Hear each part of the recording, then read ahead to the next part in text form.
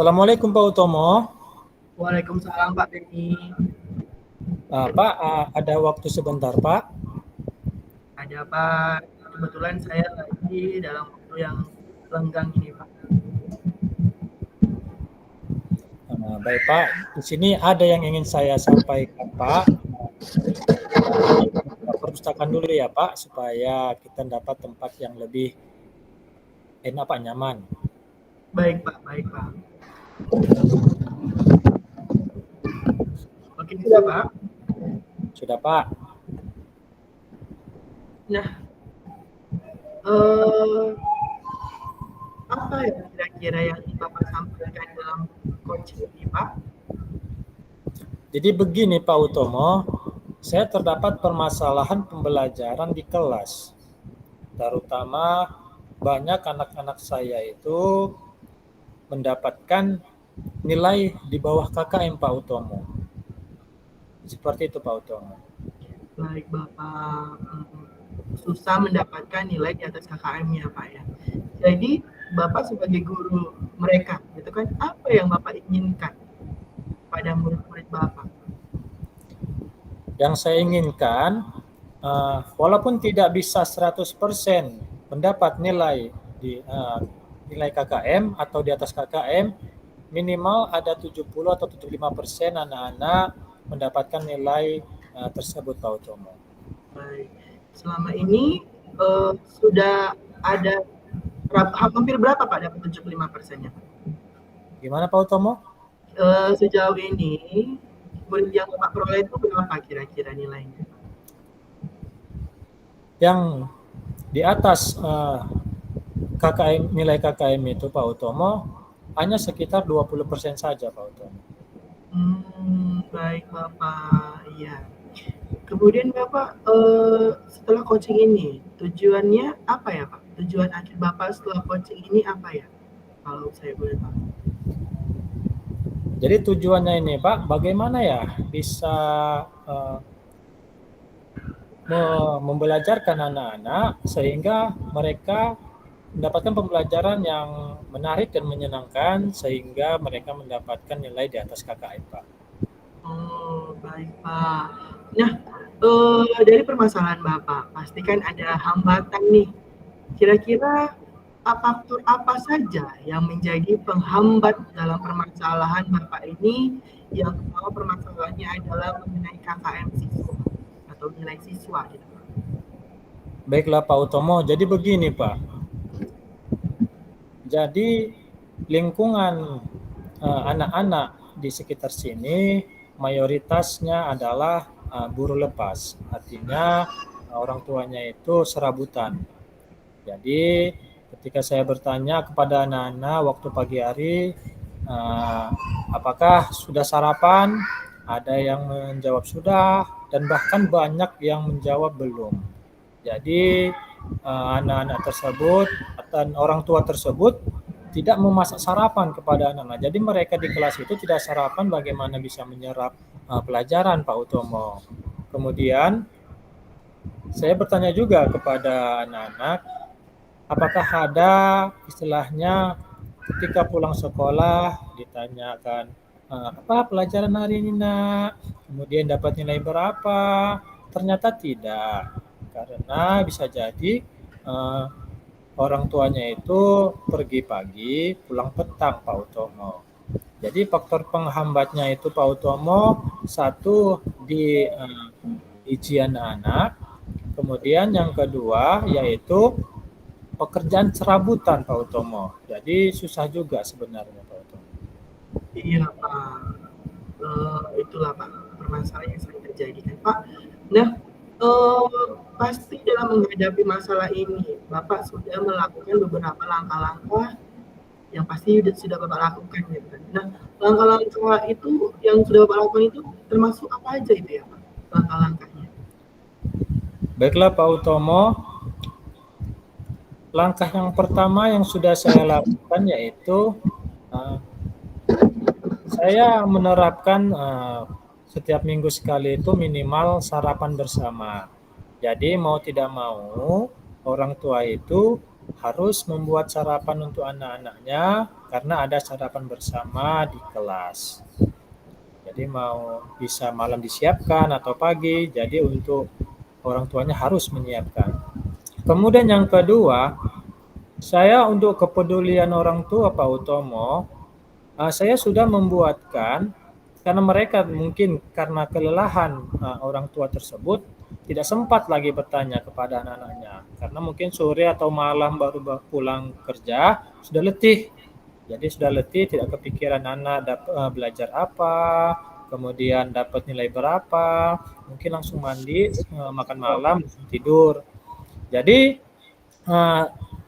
saya berinisiatif untuk membuat kejadian-kejadian di kelas itu secara online.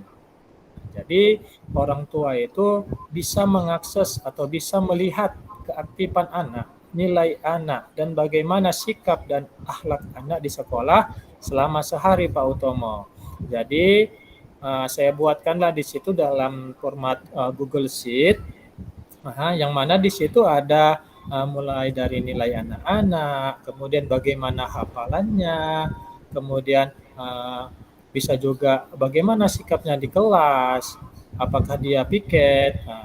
Jadi di situ sudah saya buat sehingga orang tua nanti walaupun misalnya ketika istirahat dapat melihat langsung karena situ udah online dan terintegrasi. Jadi ketika saya buat di sini nilainya 70, ketika istirahat orang tuanya sudah nampak. Seperti itu Pak Utomo langkah yang sudah saya buat. Wah, luar biasa Pak, benar, mantap. Sangat luar biasa gitu Pak. Jadi orang tua itu harus mengontrol terus kan Pak.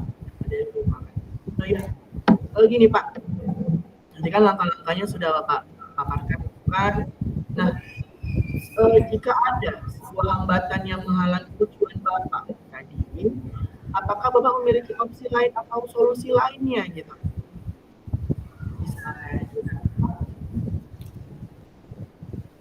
Baiklah Pak Utomo, kendala saya yaitu ketika orang tua tidak mempunyai paket. Jadi opsi lainnya adalah saya memberitahukan kepada anak-anak tersebut yang orang tua tidak memiliki paket agar bisa melihat dari teman tetangganya atau bisa melihat dari keluarganya yang mempunyai paket internet. Jadi sehingga tidak ada hambatan lagi untuk melihat situasi atau keadaan anak selama 1 hari di kelas. Seperti itu Pak Utomo. Wah, mantap sekali Pak, luar biasa Pak yang akan Bapak lakukan itu kan. Kemudian Bapak, tadi kan sudah dikatakan langkah-langkahnya, ya kan Pak? Nah, ada nggak rencana utama Bapak dalam menghadapi masalah ini? Rencana utama Bapak, kira-kira apa ya Pak? Boleh disampaikan? Di luar dari sarapan pagi, kemudian mengintegrasikan nilai dan segala administrasi kelas secara online, saya mau membuat rencana yaitu membuat les tambahan bagi murid-murid, bagi anak-anak yang mendapatkan nilai di bawah KKM. Sehingga mereka terbiasa untuk belajar. Jadi jadwal main-main mereka berkurang karena adanya les tersebut. Sehingga juga orang tua mampu atau menyadarkan orang tua bahwasanya pendidikan anak itu harus dinomorsatukan. Nah, jadi kalau misalnya orang tua Pak Utomo nanya anaknya contohnya melalui pesan WhatsApp, Pak Beni, anak-anak kok belum pulang? Dan saya jawab anak-anak masih les. Jadi kalau orang tua sudah mendengarkan itu atau membaca chat tersebut, mudah-mudahan terketuklah hati orang tua tersebut. Ini kan bukan anak saya, anak saya itu kan bukan siapa-siapanya Pak Beni. Kenapa Pak Beni begitu care? Kenapa Pak Beni itu begitu perhatian? Kenapa saya tidak perhatian ya? Itu yang saya harapkan sehingga rencana utama saya itu adalah melaksanakan les tambahan setelah pulang sekolah. Seperti itu, Pak Utomo. Bagus sekali Pak, bagus sekali rencana utamanya ya kan. Memang sebagai seorang guru kita salut saya sama Bapak Pak, rencana seperti itu. Nah gini Pak, kira-kira strategi yang akan Bapak gunakan atas rencana yang telah Bapak utarakan tadi, strategi apa yang bisa dilakukan gitu kan Pak, sehingga orang tua juga dapat menerima? Kira apa ya Pak? Strategi saya yang pasti harus berkolaborasi. Ya, jadi antara guru atau wali kelas kepada kepala sekolah, kemudian dan tentu pastinya berkolaborasi juga dengan orang tua. Jadi bisa dipantau, di sekolah saya pantau, kemudian bagaimana anak-anak belajar di rumah bisa dipantau oleh orang tua. Seperti itu.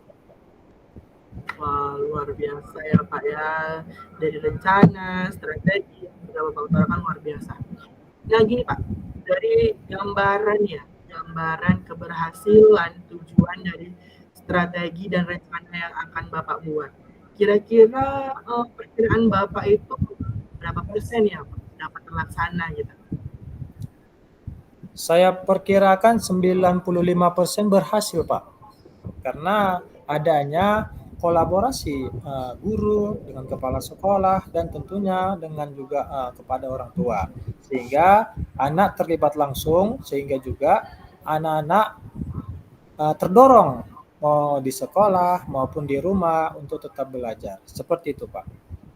Wah, luar biasa Pak, 95% itu sudah di angka sempurna kalau menurut saya kan. Mungkin yang 5%-nya lagi itu kendala dengan ya atau jaringan atau paket, mungkin seperti itu. Nah gini, dalam rencana yang Bapak buat kan terhadap permasalahan Bapak, komitmen apa yang dapat Bapak buat terhadap permasalahan ini? Komitmennya apa? Saya buat. Baiklah, begini Pak Utomo. Jadi saya mau memanggil seluruh memakai undangan dan bekerja sama juga dengan kepala sekolah. Saya panggil orang tua siswa seluruhnya untuk menyamakan persepsi dan membuat kesepakatan. Sehingga tidak adanya miskomunikasi nantinya ketika anak-anak tersebut les tambahan atau ada tugas tambahan yang mana ini bertujuan untuk membelajarkan anak. Seperti itu Pak. Jadi kita kumpulkan, kita buat komitmen, kesepakatan dari guru kepada orang tua langsung di sekolah pastinya. Seperti itu Pak. Iya Pak, bagus. Komitmennya luar biasa. Pak Beni, komitmen yang sudah dibuat tadi kan pasti ada sangkut pautnya dengan orang-orang itu kan Pak. Dan siapa dan apa yang membuat Bapak bertahan dalam menjaga komitmen ini? Tentunya Pak Utomo, saya sebagai guru sangat prihatin jika pendidikan anak-anak tidak dipedulikan atau diabaikan dengan alasan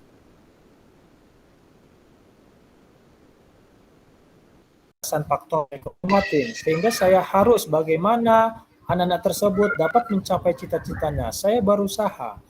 Nah, kemudian orang tua pun harus kita dorong juga. Kita harus mengetahui seperti semboyan dari Kejar Dewantara, ya kita di belakang itu harus mendorong. Ketika orang tua lupa, kita jangan salahkan orang tua, tapi kita harus bangun semangatnya sehingga orang tua tahu tugas pokok dan fungsinya untuk memajukan pendidikan anaknya. Luar biasa Pak, luar biasa.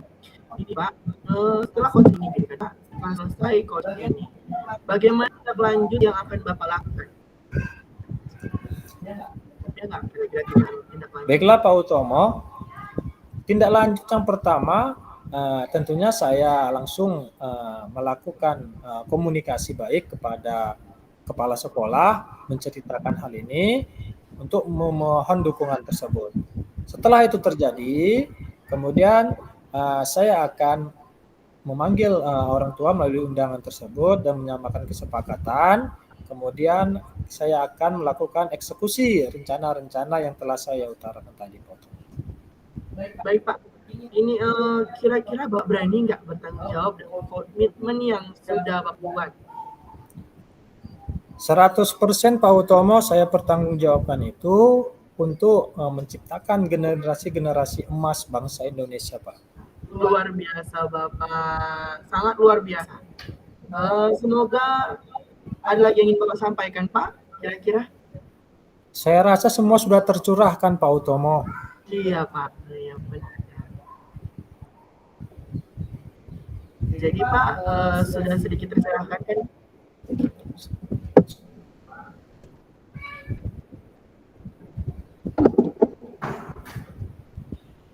Baik Bapak, kalau sudah tidak ada yang disampaikan lagi, semoga semua rencana yang sudah Bapak lakukan, komitmen yang sudah Bapak buat tadi dapat berjalan dengan baik sesuai dengan yang Bapak inginkan untuk menyelesaikan anak-anak bangsa. Nah, baik Bapak, kira-kira tidak ada lagi yang ingin disampaikan. Saya akhiri pertemuan kali ini dan saya harapkan Bapak terus semangat dalam menjalankan tugas-tugas sebagai seorang guru. Ya Pak Utomo, terima kasih Pak Utomo sudah mau mendengarkan ya Pak Utomo. Ya sama-sama Bapak, terima kasih juga saya ucapkan Bapak sudah mau berbagi permasalahan dengan saya. Begitu Bapak, dan saya sudahi dengan Assalamualaikum warahmatullahi wabarakatuh. Waalaikumsalam warahmatullahi wabarakatuh. Baik Pak Benny, di sini kita akan mengisi sebuah refleksi tentang coaching kita pada hari ini. Baik Pak, berapa lamanya Pak waktunya? Saya masih 5 menit atau 3 menit, saya rasa sudah cukup Pak. Oke, terima kasih Pak.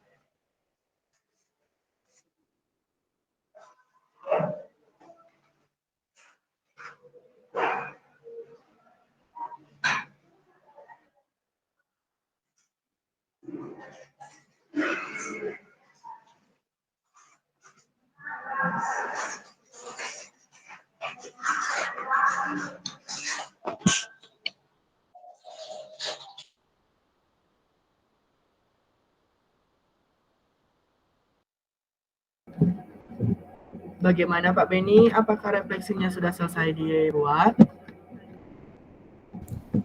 Sedikit lagi Pak, sebentar ya Pak, 1 menit lagi Pak. Oke baik, memang sih masih ada waktunya Pak, 7 menit lagi.